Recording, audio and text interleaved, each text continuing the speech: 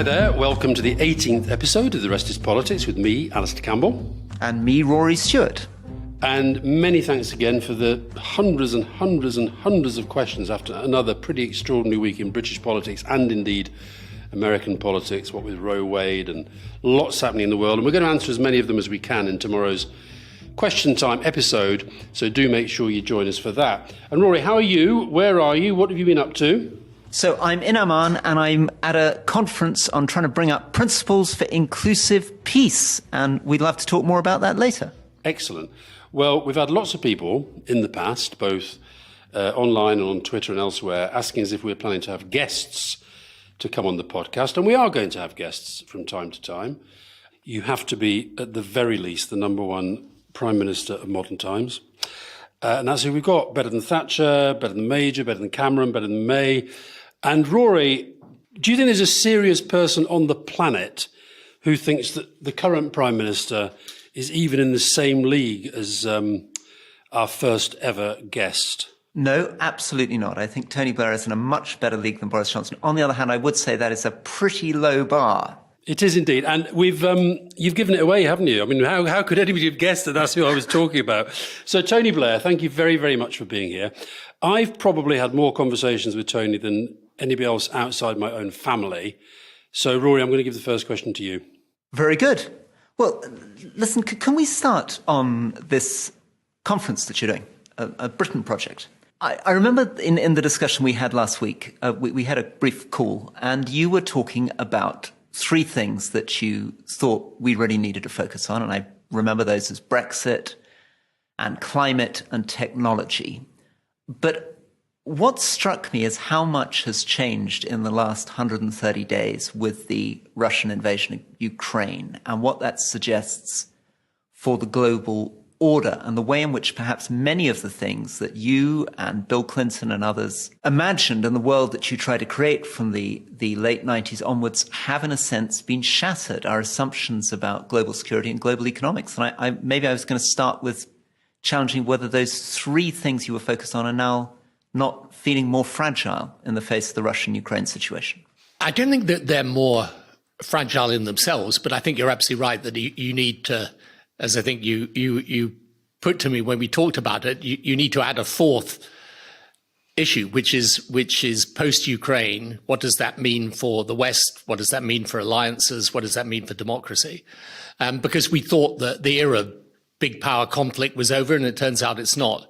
So that is, yes, absolutely, it's upended our assumptions. Now, I still think those three things that we have put at the forefront of what we're doing on Thursday, which is really an ideas conference, saying you've got these three major changes that are happening, two that are happening to all developed countries, technology revolution, climate ambition, one that is specifically related to Britain, which is a Brexit. But all of them mean you've got to have a plan for the future, you've got to have a clear policy direction, and the purpose of the conference is to provide certainly a body of policy direction and some clear policy ideas about the future. But you're 100% right. Ukraine is a game changer for geopolitics. After you spoke to Tony, you said to me that you couldn't quite get just how sort of completely still engaged Tony was and still enthusiastic. And can I just ask you why you're doing this conference? I think the country is at an inflection point where, if you care about the country and you don't become prime minister and be prime minister for 10 years unless you do, I think that it isn't at an inflection point. I think we are at serious risk of being relegated, as it were, from the Premiership group of nations, unless we take strong action. And the problem at the moment is that we are living through this enormous period of change and we're not in good shape. And we've got to get in good shape. We've still got fantastic advantages and assets, but we need a clear plan with a clear set of policies for the future. So it's an ideas conference, and I want to, my institute, which is a not-for-profit institute, it's now grown significantly in size. We work around the world, but as we tried to demonstrate during COVID, we also work in this country. And I want us to be a kind of ideas factory for what a modern Britain looks like. But isn't the fact that you're even having to do it an indication of the failings of politics in the UK? Well, I think politics in the UK went through a very difficult period, it still is, but it's gone to the fringes. Jeremy Corbyn took over the Labour Party, the Tory party became a Brexit party. The consequence of that is that the strong centre ground that you need to drive policy in the 21st century, in my view, because it's really about understanding the world and then practical solutions. And you can be radical and practical. You don't have to be radical and extreme. That is, in the end, that's the challenge for Britain. And because of the way our politics has been over these last years, there's been a gaping great hole where ideas should be. And just to try to understand, given Boris is such a catastrophe, I mean, that's something. Boris Johnson, as I keep being reminded. I'm going to have to call you Tony Blair all the way through this interview in deference to that. No, given that Boris Johnson is such a catastrophe, and that's something Alastair and I, and obviously half the world, agree on very strongly, why does it seem to have been so difficult to actually really land blows on him? Why are the opposition not further ahead? Because I think the Labour Party as an opposition went through a really difficult period ourselves. We went to an extreme position, far left position. I don't think it was ever credible that Jeremy Corbyn could be put forward as a candidate to be Prime Minister. And when you do something like that, you can't just kind of say, oh, well, that didn't work out so well, now we just move on. And look, I support strongly what Keir Starmer's trying to do with the Labour Party today. I think he's moved it significantly, and the by-election shows that is having an effect. But I still think the central question in British politics, doesn't matter whether it's for Labour or for anyone else, is what are the ideas that are going to stop this relegation of the country and put it on an upward and more optimistic path? And I don't want to keep throwing questions when I'd love to bring Alastair in, but is there something about, I don't know whether we call it populism or the style of politics that Boris Johnson is pursuing, which is maybe characteristic of our age around the world and makes it quite difficult for the centre ground? In other words, maybe there's something in social media, in popularism, in polarization, which actually makes it increasingly difficult to make these kinds of centrist arguments that you're interested in. Yeah, I think this is a really important and a great question, something you've got to delve into because it really is at the heart of it. You see, I think for someone like Boris Johnson, he's a showman, he's a character, he's interesting to people. You can see how he kind of sucks the political energy in a way out of the debate. Like Trump did. Exactly. On the other hand, he did fight and win an election against Jeremy Corbyn. My issue, and I study this a lot because I think it's a really fascinating question. My view is that the centre ground problem, by which I don't mean splitting the difference between the two parties. I mean in a sort of post-ideological, practically based, clear values, but applying them to the modern world. That type of approach. I think it's basically a supply side problem, not a demand problem. So you're saying that that programme has not been put?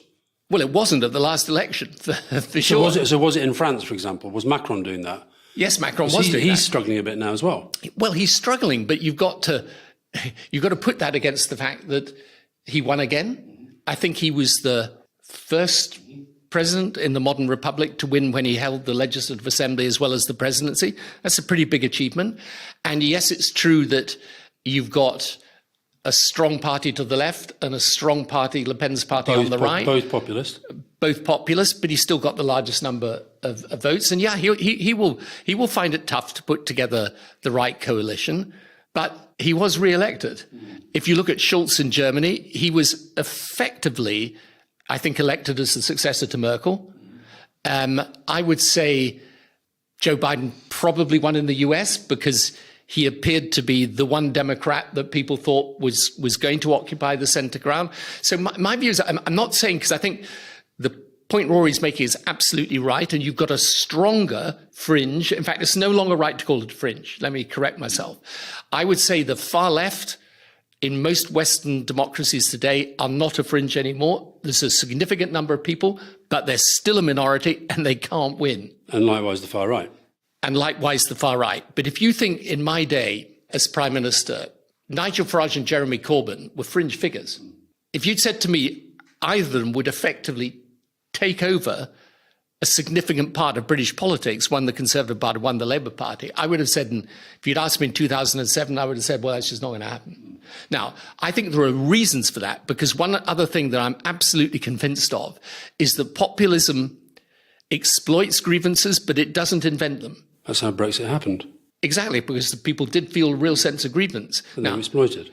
However, the fact is, it wasn't the right way to deal with the grievances. So one of your three challenges, Brexit, just very briefly, if you were the government now and you had a sane, sensible Prime Minister and a sort of moderately competent cabinet, and we have neither of those things, but never mind, if you had that, what should the government be doing on Brexit now? And if you were the opposition, what should the opposition be doing on Brexit now? Well, for the government, you've got to fix the problems. You've got to fix the Northern Ireland Protocol. I mean, my institute recently put out a paper saying how you do that. We talked about that. You've got to fix the trade relationship. You could decide. Rory's laughing because we had a big argument about it. Okay. Yeah, no, I saw this. You made up. Well, it's not why he's in another country doing the podcast now, is it? And I think you need to build pillars of cooperation. But they're not even beginning to do that. No, they're not. But you asked me what I would do if I was that's there. What you do. Okay. What about the opposition? What should the opposition be saying on Brexit? What the opposition should say is you can't reverse the decision. It's done. For this generation, it's a settled argument, but you've got to fix the problem. And I would, if I was them, I would go after the Tories quite strongly on it, because when you think of the promises that were made, you know, we were told this Northern Ireland deal, by the way, was an excellent deal that solved the problem. What we now know is that not merely is it not an excellent deal, but actually at the time, they knew perfectly well it wasn't. We were told we had a quick and easy trade deal with the US. I mean, we don't even have the outlines of one now. We were told it was Project Fear, that you were going to have a big drop in GDP. I mean, the figures are all there. So, no, I think what is important for the Labour Party, I understand it's difficult and it's challenging, is it's got to be clear, even though some people might want it, that you can't change and go back on the decision now that it's been made. It will put it like this: if Britain is ever to go back in, it's got to go in from a position of strength and not, you know, on its knees as a supplicant. Of that, I'm absolutely convinced. So in the short term, you've got to fix the problems and focus on that. Tony, can I challenge you on something there? So one of the things that I was a big champion for Theresa May's deal for a customs union solution for the backstop. And one of the reasons I was grumpy with you at the time is you came straight out when the withdrawal agreement was announced and said that you were going into an unholy alliance with Boris Johnson. And so for me, as somebody trying to advocate what seemed a more sensible, pragmatic deal that had a much better solution to the Northern Ireland problem, I felt I was under attack both from Boris and the ERG and from you. And I wonder whether that was something you regretted. I do regret in this sense, actually, that I think the unholy alliance turned out to be too unholy. God and the devil. But to be absolutely blunt about it, Rory, I don't think you could ever have done the Theresa May compromise. The one thing, it's like when people say, well, we should rejoin the single market now. What I don't think you will ever manage to get British people to accept is that you should be a rule taker and not a rule maker. And therefore, let me give you the reason I did that at the time, was I still thought there was a possibility we could get a fresh referendum and allow people to judge whether it was really, you know, once they started to see what the deal was, whether they really wanted it. But, you know, I mean, at the time, it was uncomfortable to have people like yourself and myself on the other side of the line, as it were. But that's the reason. On technology, so one of the things I think when we were in government is that I always felt on globalisation, you kind of saw it as a really big upside and not so much saw the downsides. And technology is one of your big things at this conference. Is there not a danger that you're looking at technology through slightly rose-tinted glasses as well, that actually there are a lot of real dangers to the world in some of the advances that we're seeing? I read a thing today about China who are way ahead of most other countries in the world now, but using technology to sort of cement dictatorship and authoritarianism in a way that I think a lot of people are going to find quite scary. Yeah. So look, globalization, by the way, I think is in the end driven by people and not by politicians. And I think politicians can get in the way of certain aspects of it. You can be reducing free trade. You can be trying to decouple, say, from China somewhat. But in the end, the big forces that are driving globalization are technology, travel, migration, and I don't think those things are going to stop. Now, it was never our case that you just let globalization happen. You have to try and ensure that the people that are going to be adversely affected are protected and helped. But that hasn't happened. Well, it did happen under us. No, it happened, but generally across the world. But that's the point. If you come to globalization and technology is just an instrument. Now, it's an instrument that if you harness it properly can do good. If you don't harness it properly or you harness it improperly, it can do harm. My point is very simple, though. It is a technology revolution we're living through. Everything's going to get changed. And the problem that you have at the moment is you've got the policymakers in one room and the change makers in another. And you need to put them together. Is that what you're trying to do at this conference? Yes, in part, yes. And we've got a whole work program that's all around trying to get policymakers and change makers to interact with each other. So what's the progressive line on technology, and how can technology be harnessed as a positive progressive force?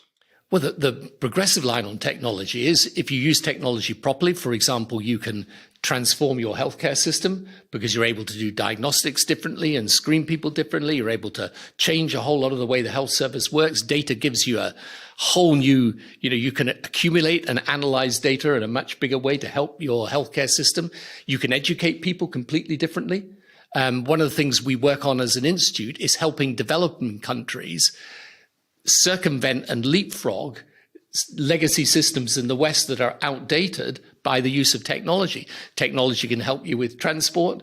Technology is the only answer to climate change. So technology can do great things, but of course, as you can see from, you could use it to control your population in a way that's authoritarian and wrong. You can see all the problems of social media in the terms of its destructive impact on bits of politics. But that's the challenge. My point is not to say everything about technology is good. It's to say it's like the 19th century industrial revolution. It's going to change everything. So whether you like it, you don't like it, you've got to know about it, you've got to understand it, and then you try and harness it.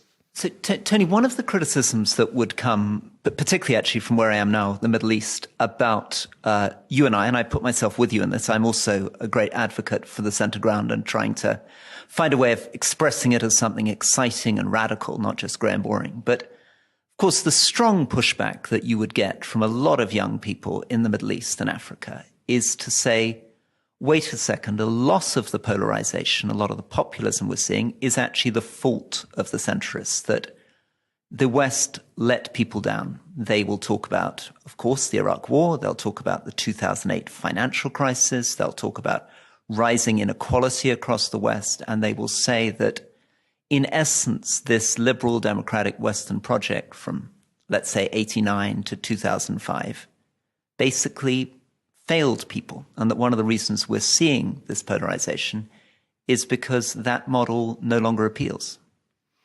Yeah, but unsurprisingly, I would push back on that. Look, you can completely disagree with what we did post 9/11, Iraq, Afghanistan, and so on.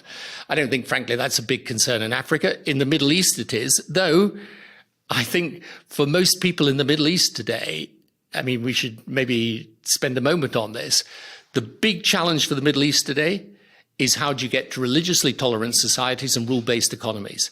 And that's what the young people want. In fact, we've actually got, our institute has got a major poll coming out in the next 2 weeks based in the Middle East. And in brief, what it will show is young people in the Middle East, they want to be connected to the world, right? They don't want to be separated. But Tony, sadly not. Sorry, I mean, it's a fascinating area we're going down. But down that question, oddly, a lot of the recent polling suggesting a declining support for democracy and an increasing popularity in the Middle East from Tunisia through for authoritarian models. Yeah, but here's the thing. The reason for that is because after the Arab Spring, they felt these experiments in democracy did not deliver for the people. Now, the one thing, this is a basic precept of mine in politics. If you don't deliver, it doesn't matter whether you're a democracy, autocracy, whatever you are, in the end, you'll fail. But I think ultimately, it may take some time, for example, like for a society like Tunisia to be able to handle its democracy, to be able to make progress, but ultimately they would prefer to be a democracy. And I think it's interesting, we talk about China and Russia, but one argument for democracy in the context of what's been happening there recently. If Russia were a proper functioning democracy, Ukraine would never have happened. And it's a catastrophe for Russia, quite apart from for the Ukrainians and the world. And secondly, the COVID policy of China, zero COVID in the face of the highly contagious Omicron variant, is not going to work, hasn't worked, and is causing massive disruption across China and indeed to the supply chains of the world. That would never have happened with the democracy because that policy would come under challenge. Right, but they're not democracies, and they feel that democracies are in decline and they're in the ascendancy. That's what they feel. Yes, but I think... And they feel they can get away with whatever they do. Yeah, but I think these two things I've just told you are an indication of why, in the end, democracy, because it's got a system of challenge in it, is actually a better system. Now, you're right in saying there are people, for example, I come across this in Africa a lot. People say, look, the problem with democracy is the societies aren't mature enough, the institutions aren't mature enough, it doesn't work in the way that it needs to. Yeah, I mean, the one thing's for sure, that whether it's a democracy or not, you've got to be able to deliver. But to just go back to where we started with this, and Rory's point about globalization, most of the countries that I'm working in at the moment, they want to get connected globally. And what they want is the transport links and the internet links, and they want to make sure that their people can actually see the benefits of being part of the global economy. They don't want to be separate from it. Now, just to bring it back to Britain, because your conference is about Britain in the main, although some of the themes are going to be much, have global sort of resonance.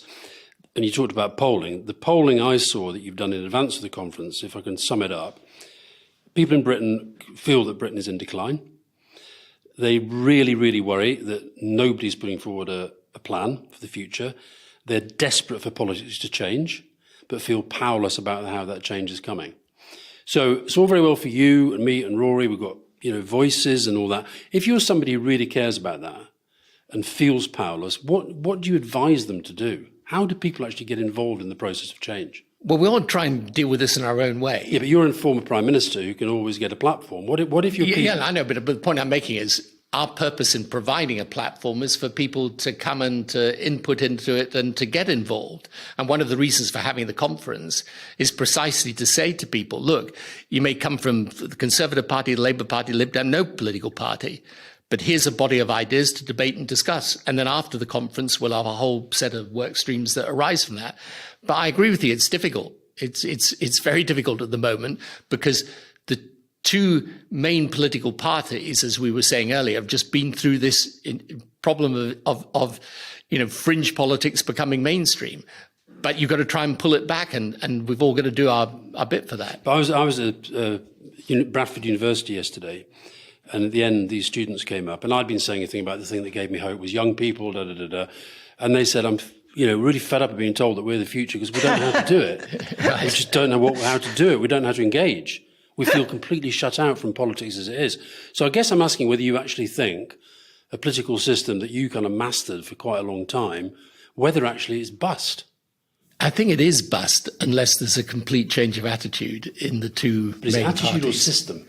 Well, I don't know about system, because in the end you can have whatever electoral system, for example, you want. In any event, to change an electoral system, you've got to win. You've got to win. I think you can create a movement in Britain that says, we want you guys to work on a practical plan for the country. We understand all these changes are happening. We've got a huge cost of living crisis. We want you, whatever your differences, at least to work together meeting these specific challenges. So do you intend to produce policy that you hope the parties, whichever parties, think, that's interesting, we can run with that? Is that what you hope from this? Absolutely. So, I mean, I hope the Labour Party runs with it, because what the Labour Party needs, the next stage of change in the Labour Party, is to get a policy agenda. People got to know what it stands for. What are you working on? But I think the policy agenda that does work is one that can bring in people from other political parties as well. And that's a good thing. It's not a bad thing. Tony, I'm very aware that one thing we haven't talked about enough is climate. And that does connect, sadly, to Russia-Ukraine, because we've really seen over the last 130 days what happens when energy prices go up. we've seen the incredible cost on low-income families of doubling fuel bills, and we haven't begun to see what will happen if we try to go to carbon neutral by 2050. And I don't see anybody producing any serious thinking about how on earth that gets funded. Do you, for example, think that in Britain, let's focus on Britain, governments are going to have to borrow much more? Because I can't see us remotely paying for it off our fuel bills. Well, governments are going to have to invest, yeah, for sure, in renewables and in the transition. I think, though, one of the things we'll do at the conference is try and show how that will pay a return on investment in reasonably fast time. We'll have to increase more than double electricity production in the UK, but you can do that. I mean, look at what we've done on renewable energy in the past 15, 20 years. It's been extraordinary. And I think you can do that. You can go across some of the technologies and achieve the same thing if you build the right incentive into it. And so, for example, one of the things we're doing is putting forward a plan as to how you make this transition from gas boilers to electric. With energy policy, you've got to take a long-term view. And think about globalization too. I mean, that's another reason I get a bit depressed, because, of course, if China made a move against Taiwan, we would, of course, be drawn into the same pattern of sanctions and counter-sanctions that we have with Russia. And, of course, most of the component parts and a lot of our renewable energy come from China. And 50% of the world's semiconductor chips come out of Taiwan. So making this transition, this climate transition in a world of great power conflict is going to get even more difficult, no? Yeah, no, you see, I think what is important, and this impacts the argument on globalization. There are vulnerabilities that we can identify within our system that we should correct, and we should have corrected. I argued, for example, after Crimea, Europe should have freed itself from reliance on Russian oil and gas. We could have done it, and we should have done it. I think today, what you say about the semiconductor chips is absolutely right. You've got other vulnerabilities around rare earths, for example. You've got to prepare and deal with that now. Now, I personally don't think the Chinese will take any lesson of comfort in respect of Taiwan from what's happened in Ukraine. And in any event, about that? China is not Russia, and the Chinese system is actually quite a sophisticated system, and they're not going to go into a confrontation with the West except at a time of their choosing and in a different set of circumstances from today. Now, you can always be wrong, but Xi is pretty clear through his entire career that his rule is not complete until that's happened, and I worry that he's looking on at the West's reaction to Ukraine and actually thinking, they've been pretty weak. I don't think he can count on that in respect for Taiwan. Look, let us hope it doesn't happen. And that's what we said about Ukraine. But I think it's, in respect of Ukraine, you had Crimea, Georgia, you had other indications that this could be on the agenda. I don't believe that's to be true of China. I do think, however, that we need to have a strategy in respect of China, which, in my view, should be a combination of strength and engagement. Need to be strong enough to deal with whatever comes out of China, but I don't believe in decoupling from China. I think you've got to remain engaged with them, and you've got to keep lines of dialogue open, because China is not Russia and it's not the Soviet Union. Right, we're going to take a very short break and then more from Tony, Rory and me afterwards.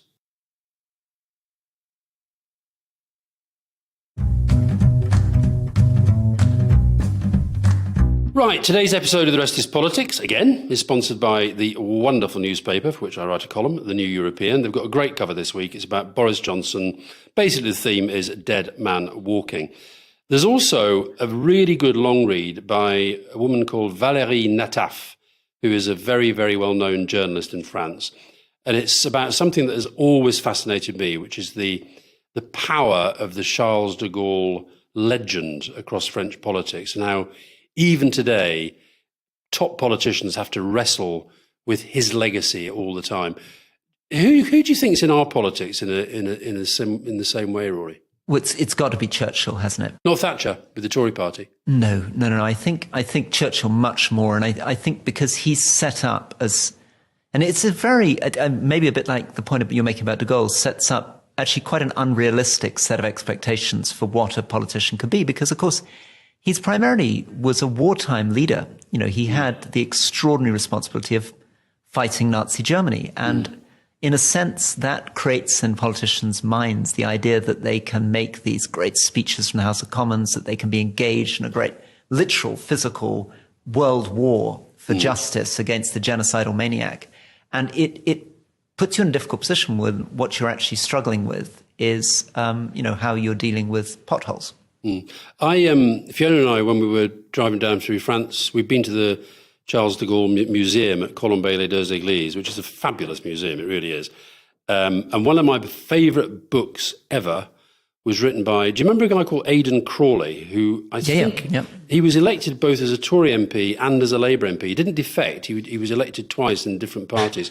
But he wrote a book about Charles de Gaulle's relationship with Churchill, and it is absolutely brilliant, and it ought to be made into a film. So Valerie's de Gaulle article, this is what I love about the New European. They write these really long reads about stuff that you just tend not to see in other papers. So if you really want to know what's going on in Europe around the world, then New European. And I've got my usual column, but I've also written, I got a question this week, Rory, from somebody telling me I talk a lot about mental health, but not much about it on this podcast, which is probably true.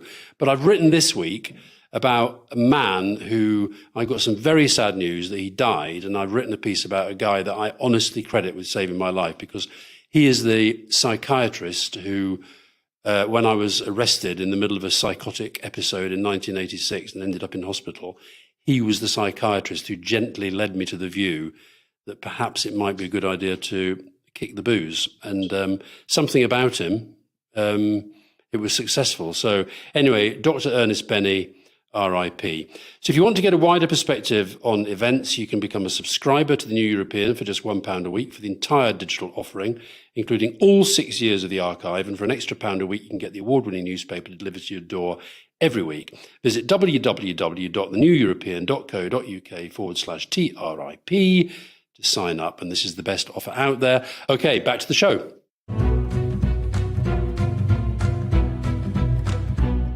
Welcome back to The Rest is Politics with me, Rory and Tony. Tragically, of course, it will be much more difficult to take action against China than against Russia, because Russia is maybe, 1% problem for a European company. But 50% of the profits of European luxury goods companies, automobile companies, come out of China. 50% of their growth comes out of China. So the economic damage that would be imposed on the West if it tried to move to take action against the Chinese intervention against Taiwan would be enormous, and the Chinese presumably sense that. That's true, Rory, but it would also work the other way around. And the wreckage in the Chinese economy would be vast as well. And remember, China's got, significant problems within several parts of its economy at the moment. And the one, my assessment has always been that the deal between the Communist Party and the people is very much around what we were talking about earlier, which is delivery. The Communist Party's got to deliver rising living standards and an increasing middle class. Well, they've done a pretty amazing job. They have up to now. But the point is, if you end up going into a conflict that puts all that into reverse, that Chinese Communist Party it's not the same as the Kremlin. So look, I agree, you've got to prepare for the worst, but I don't see our relationship with China being put in the same framework as how we have to deal with Putin's Russia. Can I just bring you back to the UK? The first paper that you're producing ahead of this conference is about the National Health Service. And you have, as you famously said, scars on your back from attempts to reform the public sector. Just tell us what you're saying about what kind of reform the health service needs and what the politics around that are. So essentially what we're saying is that the technological change that's available, both in terms of life sciences and the treatment of disease, diagnostics, and so on, that is going to revolutionize the way healthcare is delivered. You switch much more towards keeping people healthy rather than simply treating sickness. And in addition, the other technology changes around data, where you actually have the ability through artificial intelligence and through cloud computing to assemble the healthcare data of a country, to be able to know much more clearly what's working, what's not working, how you procure more effectively, how you treat people more effectively. Every single patient, in my view, today should have an electronic patient record, which is their complete health record, all the different interventions which they should be able to use interchangeably within the health service. And what that allows you to do is it allows you then to give much more power back to the front line. So the government is actually moving towards these integrated care systems, and which I think is the right way to go. But we need and also with health and social care together. Yes, but we need to make sure that we're giving them much more freedom to operate. We're keeping the basic principle of the health service, which is that it's free at the point of use. It's essentially a taxpayer-funded service, but we need to be much clearer about what the centre does and what it lets go. So what we're suggesting is there are certain clear things the centre has to do, particularly around, as I say, technology, national public health data infrastructure, electronic personal record, but then you push power down and allow these trusts to operate with, boards to operate with much, much greater freedom, because in the end, the question's going to be, as all these new things start happening, you get the ability to run a healthcare system completely differently. How do you encourage innovation? How do you encourage the best service? And if it's too centrally run and too top down, it doesn't work. Alastair raised social care, and this is always, when I was an MP, struck me as, along with prisons, probably the biggest disgrace in British life. That in my constituency in Cumbria, elderly people would see a carer for 15 minutes, which was barely enough to change them, let alone feed them. And it seems to me to be the great unfinished revolution. National Health Service was set up in the mid-40s. We never sorted out care for the poor elderly. And I wondered why that wasn't something that you and Alastair were able to do in your time in office. We focused a lot on the National Health Service. We didn't focus so much on social care. I think as time has gone on, that problem has become more acute. And as you say, it is a big question for people today. The purpose of moving to these integrated care systems is to allow those running the local healthcare system to take a much broader view of how you fit, care and social care into healthcare provision. And again, there are masses of changes that we can bring about on how we help people to live lives that are more independent, how we help to have more people able to carry on living in their own home or in sheltered accommodation.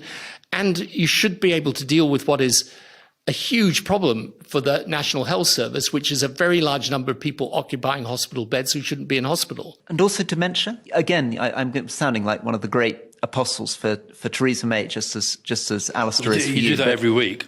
But you're the last man standing for Theresa. Exactly. She tried, I thought, very courageously in her manifesto to try to find a way of funding adult social care through effectively a property tax. So people would continue to be able to live in their homes, but when they died, the state would collect from their homes the cost of their social care. And it was achieving two things. It's dealing with social care, but it's also dealing with something I've heard you speak about in the past, which is the importance of being able to introduce wealth taxes and the massive inequality between people who own houses and don't. Yeah, I think you can, there are some things where if you're proposing them in a manifesto, you're always going to run into a lot of trouble. I think over time you need to work out how you shift the burden of taxation as well. I think it will, in the end, have to shift more from capital and labour to land and to other external things like taxing pollution and so on. If you're going to deal with dementia, the most important thing is to encourage the development of your life science industry that's going, in the end, to provide you with an answer to it. And one of the other things we suggest in our health paper is we do make, on an anonymized basis, having one national healthcare system should allow you to publish on an anonymized basis an extraordinary amount of information that can be used for research. We should be working with other countries to do this around things like genomics, where you can do an enormous amount to work out what are the treatments that are going to work in the future, because in the end, dementia should be something we're able to solve, finally. The other thing you put in your health paper, and can you imagine this, would this cause difficulty for the current Labour Party?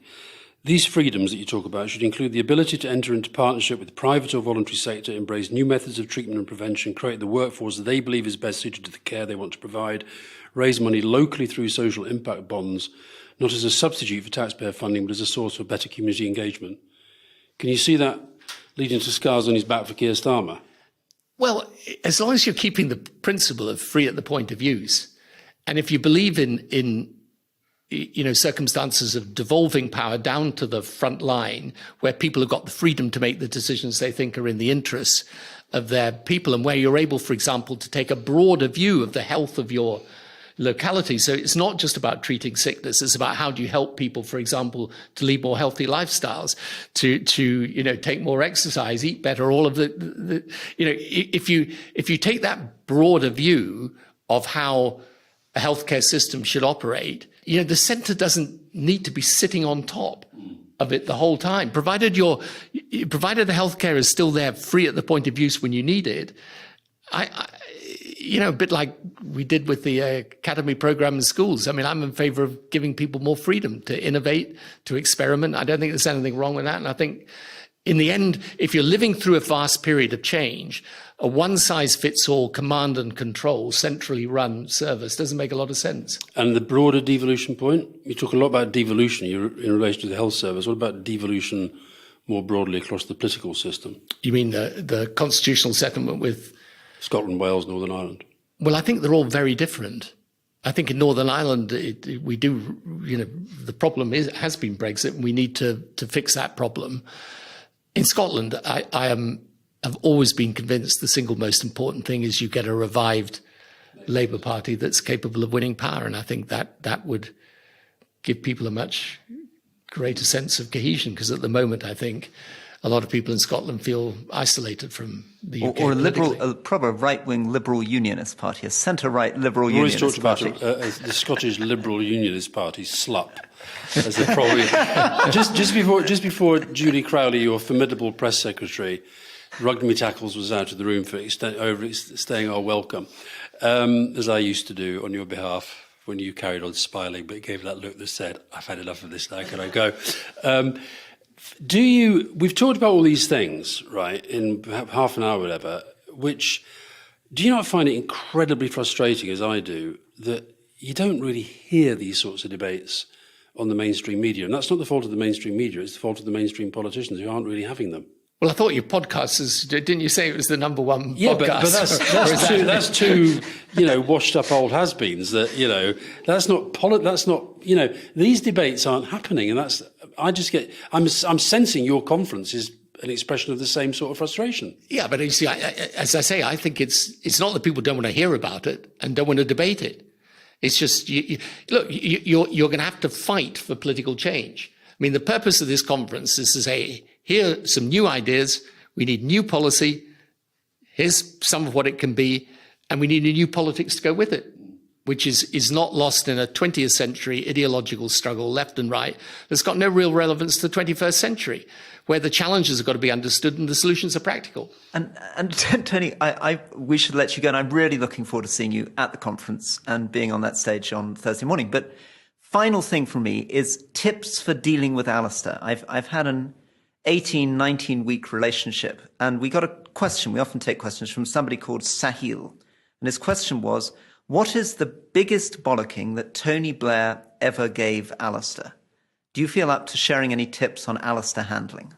I'm optimistic by nature, but there are some challenges that I've found beyond my political skill. And controlling him in any shape or form is one of them. What can I say to you?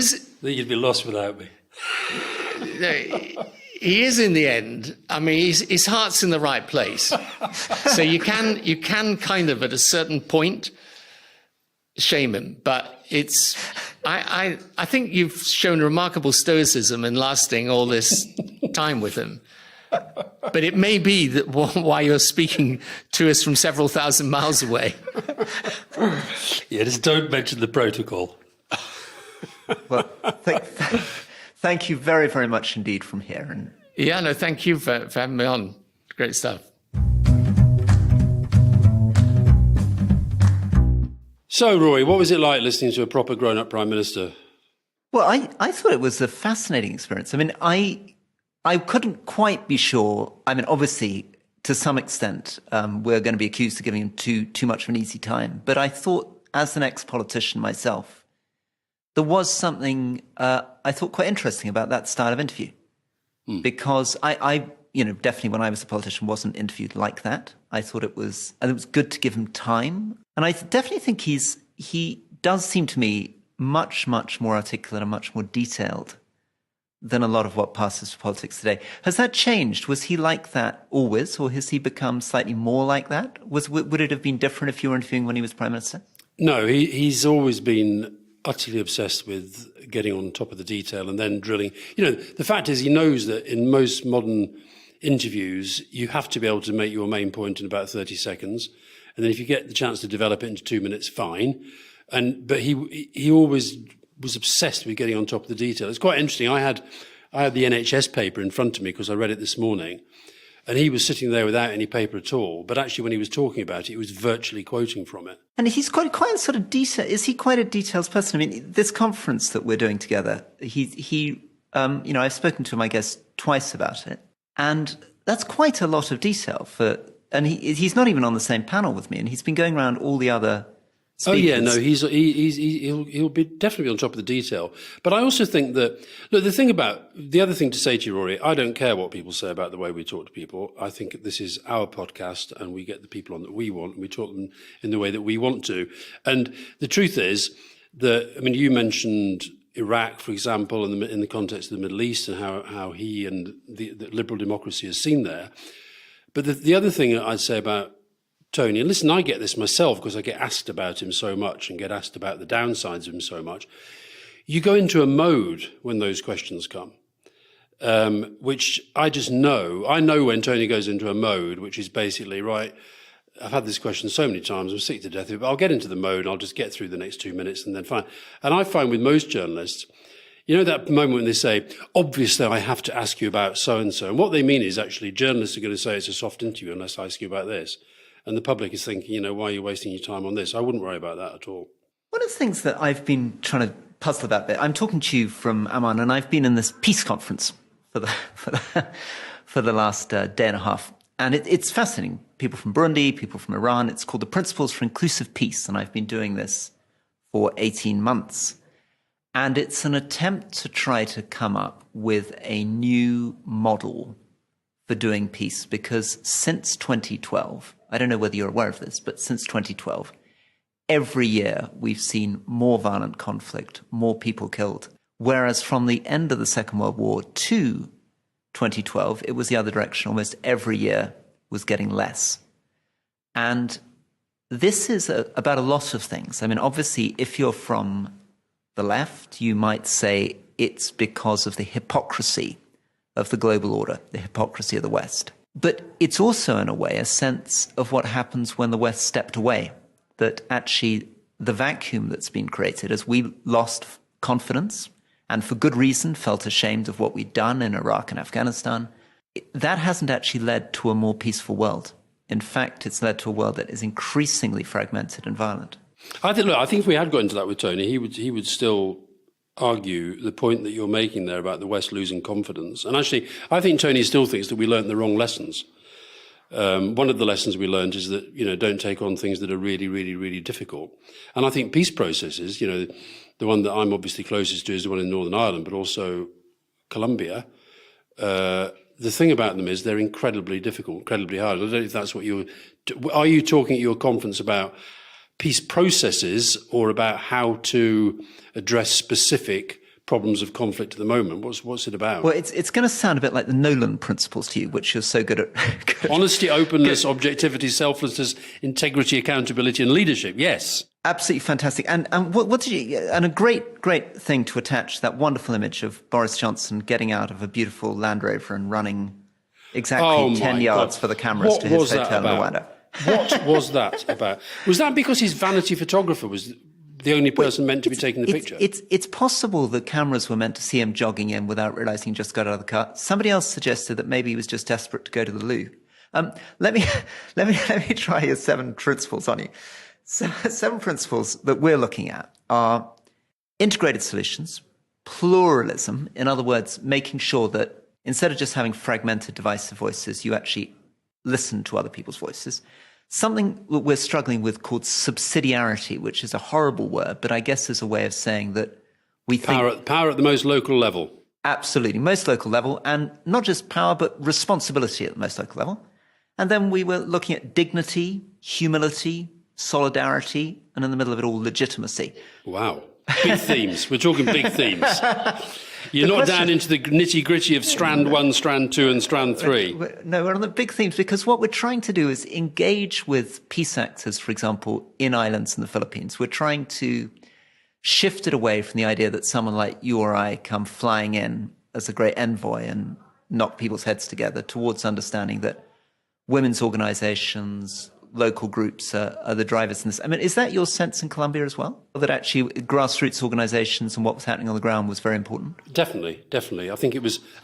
Listen, there was top down for sure, but I think that without the bottom up, I think it was the same in Northern Ireland. I think sometimes the women's coalition groups, for example, I think some of the smaller parties, their role is sometimes overlooked. So I think you need both, but I'm loving the big themes. It suggests to me that you've probably got a lot of academics there. Quite a lot of that. And we also need a bit of a comms person, Alastair. We need somebody like you to tell us how we're going to communicate this and excite people, get their emotions going. Okay, well, let's do that another day. Just tell us very briefly what you're going to be doing at Tony's conference. So I'm going to be, as usual, being a sort of grumpy voice, slightly disagreeing. I mean, I think that the centre faces a huge problem. I think that it feels drab and technocratic. I don't really think we live in a post-ideological age. I disagree with Tony on that. I think that we neglected, to our harm, the appeal of patriotism, nationalism, the importance of identity in people's lives, that we have to find a way of, as it were, harnessing the extremes. My kind of naff metaphor at the moment is that instead of the centre ground being the middle of a long stick of wood, instead it should be the string that pulls those two ends together like a bow. Oh, God. And that the bow, the maximum force, kind of harnesses those extremes to shoot the arrow. I've got to say, I think Tony made more sense when he was talking about this, Rory. You think I've gone mad again? Yeah, I probably have. Probably gone mad again. Well, listen, lovely to talk to you. And we'll be back tomorrow with question and answer. Thank you. And wait, before you go, Alastair, I was really disappointed I couldn't get him with a top tip on how to handle you. And Sahil asked this question, what was the biggest bollocking he'd ever given you? And obviously the guy is not prepared to tell us that on the podcast. So we want you to tell us, what was the biggest bollocking Tony Blair ever gave Alastair Campbell? And then you can go. Okay, it wasn't a bit, it's not a big, with me, I would reckon that not bollockings, but I think I probably lost it with him more often than he did with me. And I think that's part of his strength, that he likes to be challenged and he likes to be, if he comes back from doing something, he doesn't want people to say, God, that was marvellous. He doesn't mind if you say that was pretty crap. And here's why. But the only time I can remember what I would call a bollocking was when he said that I, quotes, went off the reservation. And it was to do with the Bristol flats. When I felt, do you remember when Cherie was sort of involved with that Australian con man, Peter Foster? Oh, yes. And they bought flats for the kids. And I mean, it was the sort of, quotes, scandal that Boris Johnson wouldn't even consider to be a scandal. I mean, it's just ridiculous that it was such a big thing, but it went on for days and days and days. And I just got so fed up with it because I just thought, how have we allowed a well-known con man into our midst?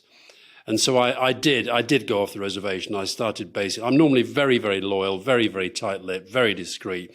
But I did go around the place saying, I'm fucked off to the back teeth with this. And so I did land. There were a few stories appeared in the press that sort of came from me that wouldn't normally have come from me. And that's the only... And it wasn't even a bollocking. He said, listen, if you're going to go off the reservation like that, you've got to tell me. You don't just go off on your own like that and do stuff. And, if you sort of, putting it around... I remember he said to me, he says, the trouble is you've got a very powerful... Your moods emanate to other people. And Fiona says that to me a lot as well. I'm not always conscious of it, but my moods emanate a lot of kind of... So when I was feeling really pissed off like that, it dragged down the whole kind of building in a way. And so he said, get back on the reservation or, piss off. Right. On that, Alastair. Ready? See you tomorrow. Bye-bye. See you tomorrow.